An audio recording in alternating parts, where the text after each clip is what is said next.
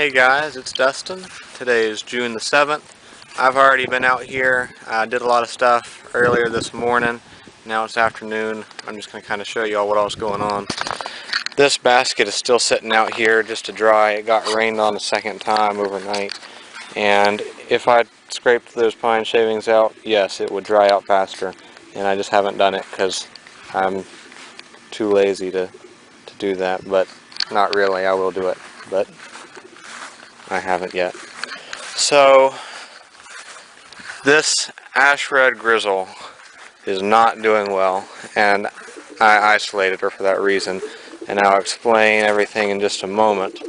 So y'all remember that after that basket got soaked with the pigeons in it, I took those 7 pigeons out and put them in a different racing basket, but y'all know I was saying I didn't like that. It was even smaller than this one. I didn't really like having them all together in this one.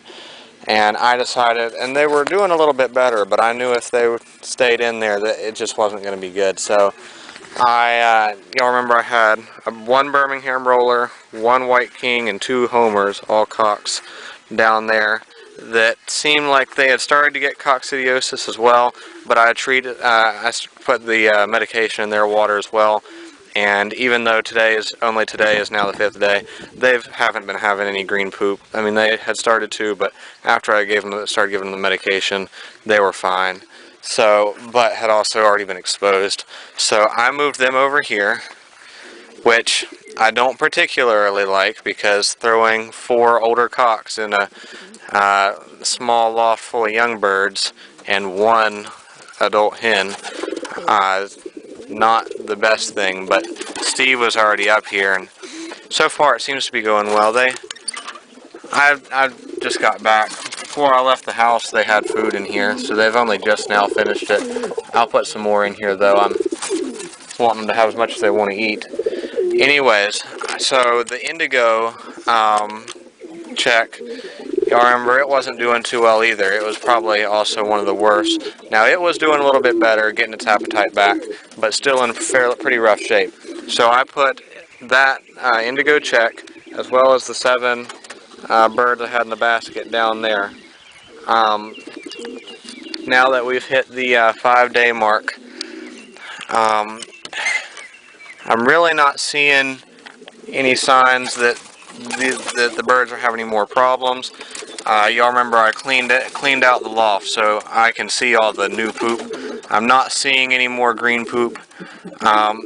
She's actually not pooping green. Something even worse is happening. I'll explain in a minute.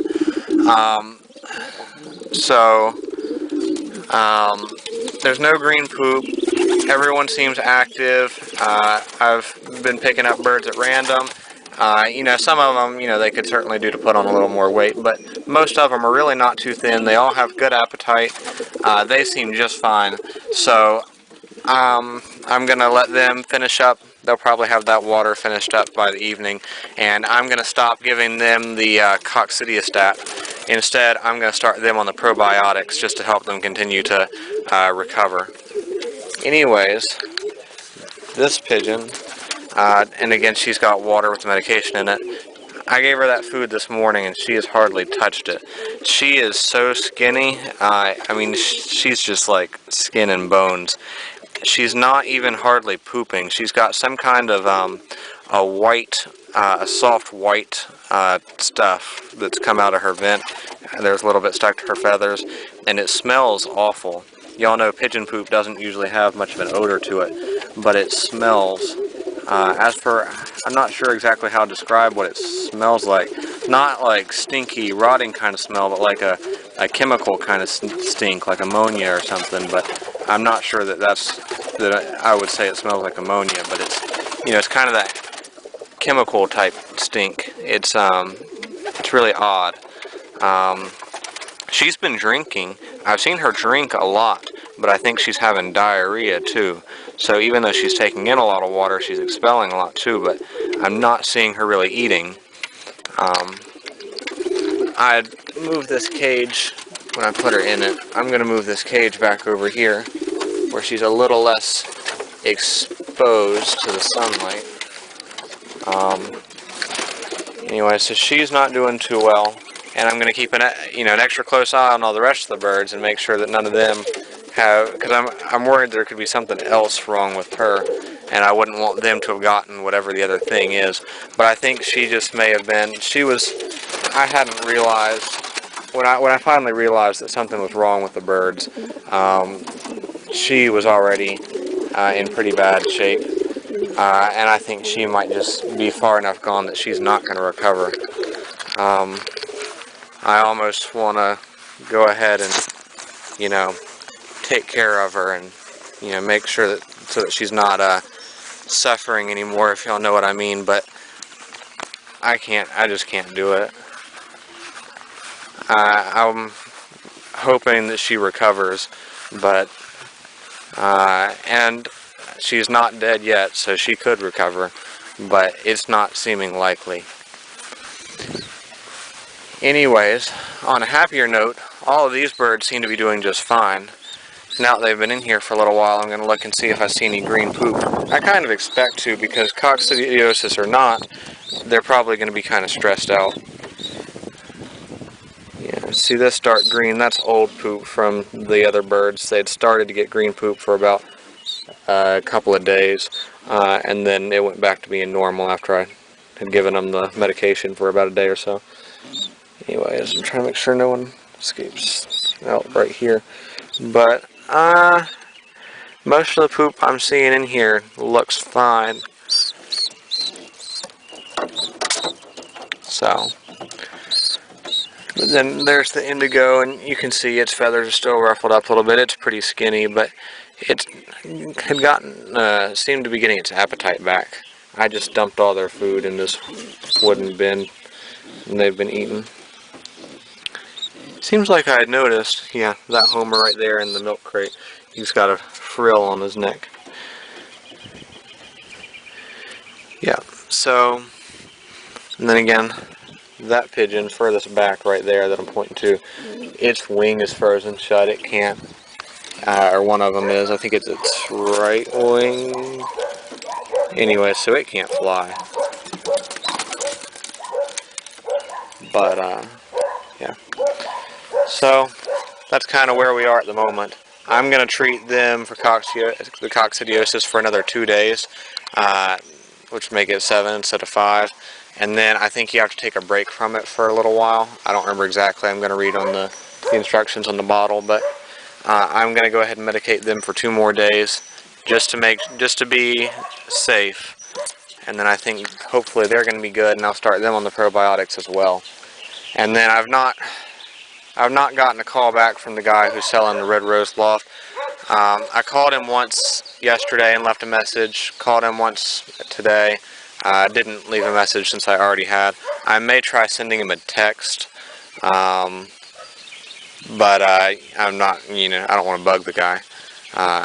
When he sees it, I'm sure he'll call me back. So I may send him a text, though. I don't know. Anyways, I'm noticing stuff I need to fix around here with the lofts. I probably ought to replace this door. It's not looking real good. Probably ought to replace this door. The rest of it is fine, but this door could do to be replaced. And then I don't like that water's been I'm thinking I'm going to replace the roof on the gray loft.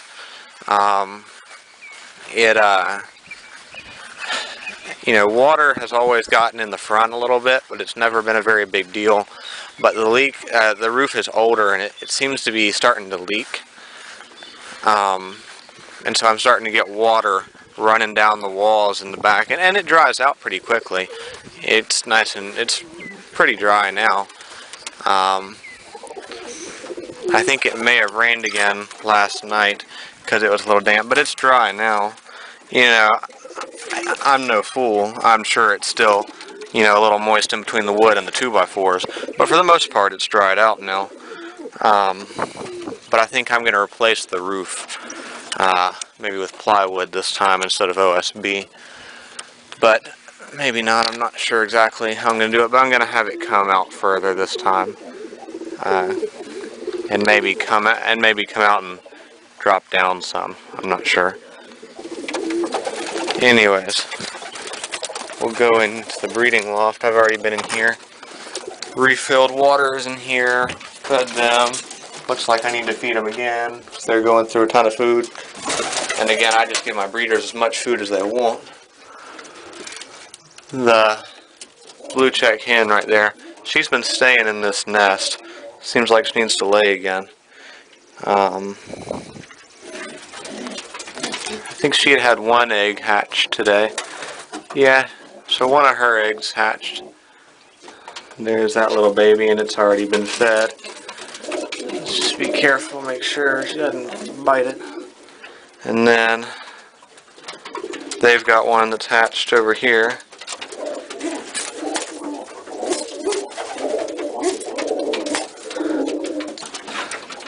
And it's been fed now too.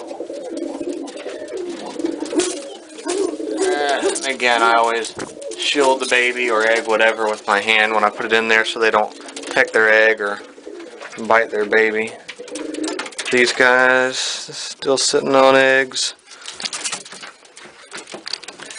This pair down here, oh, here's Charles. So, for those of you who haven't kept up with it very well, I've mentioned before the idea of pulling feathers out of a pigeon and they will regrow. And at first you probably think, why in the world would you yank feathers out of a pigeon? Well, I'll explain that in a moment. But I was told not to do that, that it was very painful for the bird, that it messed up their molt, they wouldn't molt right, and that it was dangerous for them. Well, I've done it in the past, so I already, I have done it. I know how it works.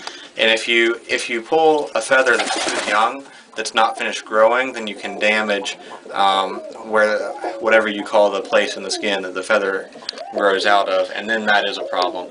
But an already fully grown feather, when you pull it out, it doesn't really mess up anything. So to prove this, and I actually wasn't planning on doing this, it just kind of happened. I've got a pigeon, a racing homer. His name is Charles. Anyways, he managed to break all 12 of his tail feathers close to the base. I don't know how he did it, but he did.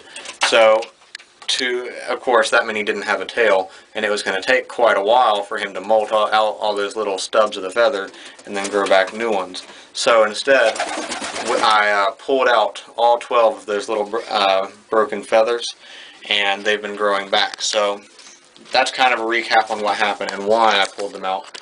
And anyways, y'all remember, he didn't show any signs of being in pain when I did it. You would think, after pulling 12 of them out, if it was hurting, he'd probably be trying to get away. He really didn't. Anyways, so here he is now. You can see his tail's growing back just fine. It's not completely done growing yet. I think all 12 of them are there. Let me pick him up and look. Yeah, it's still recording. Alright, so let's look him over.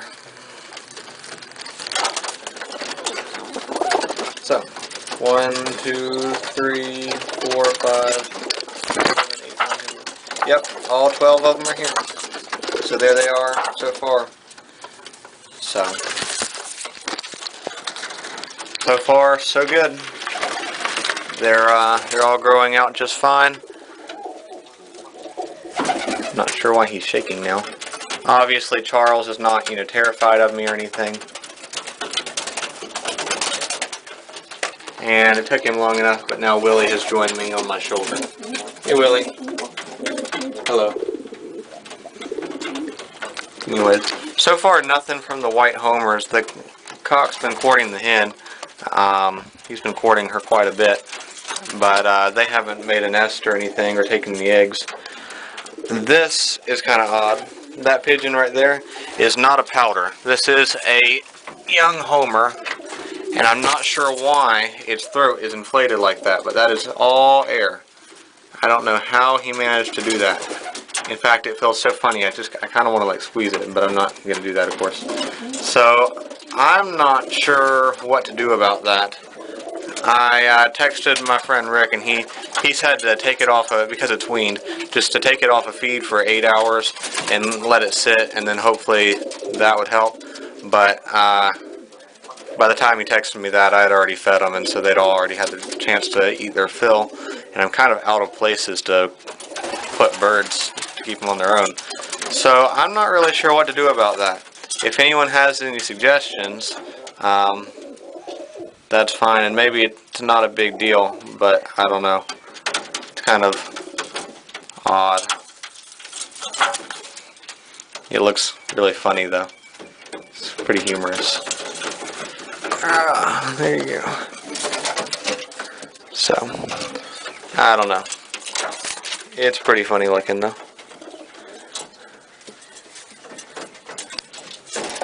And then is that the other one? That's, no, here's the other one. That's the pigeon my other pigeon whose wing is frozen shut.